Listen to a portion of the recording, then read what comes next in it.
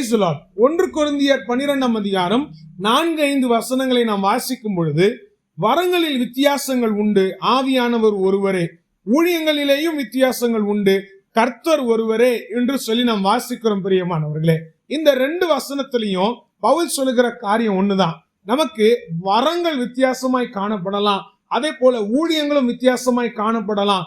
ஆனால் வரங்களை கொடுக்கிற ஆவியானவர் ஒருத்தவர் தான். அந்த ஊழியத்தை நடப்பிக்கிற கர்த்தரும் ஒருத்தர் தான் அப்படின்னு அப்போஸ்தலனாகிய பவுல் சொல்லுகிறார். பிரியமானவர்களே, இன்றைக்கு சபையாகிய கிறிஸ்துவின் சரீரம் செயல்படணும்னா இந்த வெவ்வேறு வரங்களும் செயல்பட வேண்டும். பிரியமானவர்களே, அது எப்படின்னா, இப்ப நம்ம சரீரத்தை எடுத்துக்கிட்டோம்னா நம்ம சரீரத்துல வெவ்வேறு அவயவங்கள் உண்டு.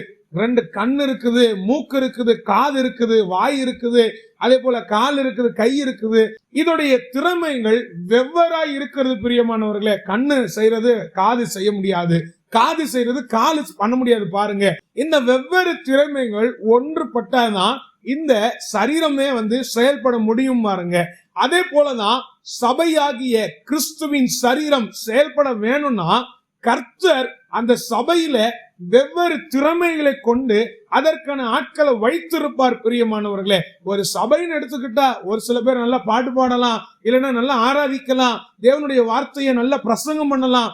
அதுலயும் ஒரு சில பேரு நல்ல சிறுவர் ஊழியத்தை செய்யலாம், வாலிபர்கள் ஊழியத்தை செய்யலாம். அதே போல ஒரு சில பேரு பெரியவங்களை பார்த்து அவங்களை விசாரிப்பின் ஊழியத்தை செய்யலாம். அதே போல மற்றொரு பேரு, நான் சபையின் காரியத்தை நான் பார்த்துக்கிறேன், சபையில என்ன தேவைகள் இருக்கு அது எல்லாத்தையும் நான் செய்யறேன் அப்படின்னு சொல்லி இருக்கலாம். இன்னும் ஒரு சில பேரு எல்லாரையும் ஒருங்கிணைப்பாய் எல்லாரையும் நடத்துகிறவர்களாய் காணப்படலாம். பிரியமானவர்களே, இப்படி வெவ்வேறு வரங்களோடு ஒரு சபையில கர்த்தர் ஆத்துமாக்களை வைத்திருப்பார். பிரியமானவர்களே, இந்த வெவ்வேறு வரங்களோடு திறமைகளோடு இருக்கிற அவயவங்கள் சேர்ந்து செயல்படும் போது இந்த சபையான கிறிஸ்துவின் சரீரம் செயல்பட முடியும். பிரியமானவர்களே, கர்த்தர் அதனாலதான் வெவ்வேறு அவயங்களாய் வெவ்வேறு வரங்களோடு வைத்திருக்கிறார். ஆனா இதை ஒருங்கிணைப்பது யார் தெரியுமா?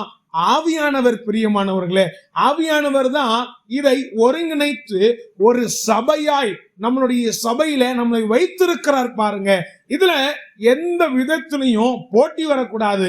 ஒரு சில பேர் யோசிப்பாங்க, பிரசங்கம் பண்றதுதான் பெரிய ஊழியம், சிறுவர் ஊழியம் பெரிய ஊழியம் கிடையாது.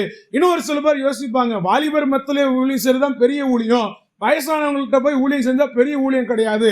அப்படி அல்ல. பிரியமானவர்களே, எல்லா அவயங்களும் எல்லா வரங்களும் ஒன்றாய் செயல்படும் பொழுது அந்த சபை கிறிஸ்துவின் சரீரமாய் இருந்து அவர் சொல்லுகிற வார்த்தைக்கு கீழ்ப்படிந்து அதன்படி நடக்கிற சபையாய் காணப்பட முடியும். பிரியமானவர்களே, நம்ம எந்த சபைக்கு போறோமோ கர்த்தர் நமக்கு கொடுக்கிற வரங்களை நாம் அந்த இடத்துல நாம் பயன்படுத்தும் பொழுது நம்ம சபையில கர்த்தர் நம்மளை அதற்காக தான் வைத்திருக்கிறார். பிரியமானவர்களே, அதனால எந்த போட்டியும் வேண்டாம், எந்த பொறாமையும் வேண்டாம். இந்த வரம் பெருசு, அந்த வரம் சிறுசு, இந்த ஊழியம் பெருசு, அந்த ஊழியம் சிறுசு, அப்படியெல்லாம் ஒண்ணும் கிடையாது. பாருங்க, எல்லாம் கர்த்தர் நமக்கு கொடுத்தது. எல்லாம் சேர்ந்து செயல்படும் போதுதான் எழுப்புதலை நாம் பார்க்க முடியும். 5வது வசனத்துல நம்ம பார்த்தோம் என்றால் பவுல் ஊழியங்களை குறித்து அவர் சொல்லுகிறார். ஊழியம் பலவிதமா இருக்குதுப்பா, ஆனால் அதை நடத்துகிற கர்த்தர் ஒருவரே அப்படின்னு சொல்லி அப்போஸ்தலனாகிய பவுல் சொல்லுகிறார். பிரியமானவர்களே, எபேசியர் 4ஆம் அதிகாரம் 13வது வசனத்துல 5 ஊழியங்களை குறித்து அவர் சொல்லுகிறார்.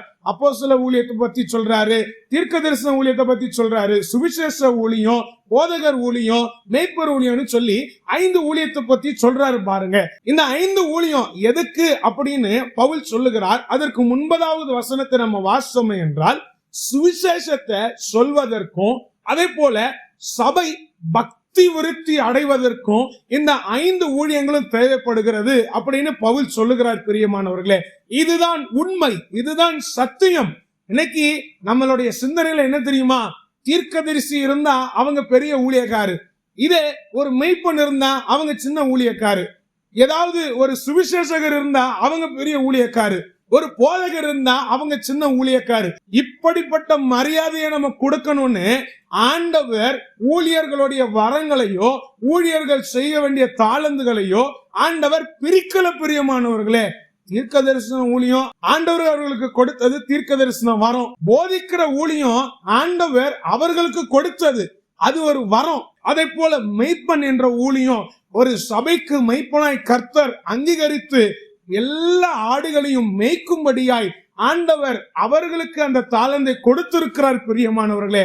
அதனால இந்த ஊழியக்காரங்க பெரியவங்க, அந்த ஊழியக்காரங்க பெரியவங்கன்னு சொல்லி நாம் போட்டி போட கூடாது. பாருங்க, கர்த்தர் ஊழியங்களை வெவ்வேறாய் பிரித்திருக்கிறார். ஆனால் ஒண்ணு மாத்திரம்தான், எல்லாம் சபை பக்தி விருத்தியாய் இருக்கும்படியாய், சுவிசேஷம் பரவும்படியாய் பிரியமானவர்களே. அதனால கர்த்தர் நமக்கு ஒரு தாளந்தை கொடுத்திருக்கிறார். அந்த தாளந்தை நம்முடைய சபையில நாம் பயன்படுத்தும் பொழுது கர்த்தர் ஒரு பெரிய பங்காளராய் நம்முடைய சபையில நம்மை வைப்பார் பிரியமானவர்களே. பெரிய எழுப்புதலை நாம் பார்க்க முடியும். இந்த ஊழியங்களின் நிமித்தம், வரங்களின் நிமித்தம் நம் தேசத்தை எழுப்புதலுக்கு நேராக கொண்டு போக முடியும் பிரியமானவர்களே. இதை நம்ம நல்லா ஞாபகம் வச்சுட்டு எல்லா ஊழியக்காரங்களையும் நாம் மதிக்க வேண்டும். கர்த்தர் தாமே நம்மளை ஆசீர்வதிப்பார். ஆமென்.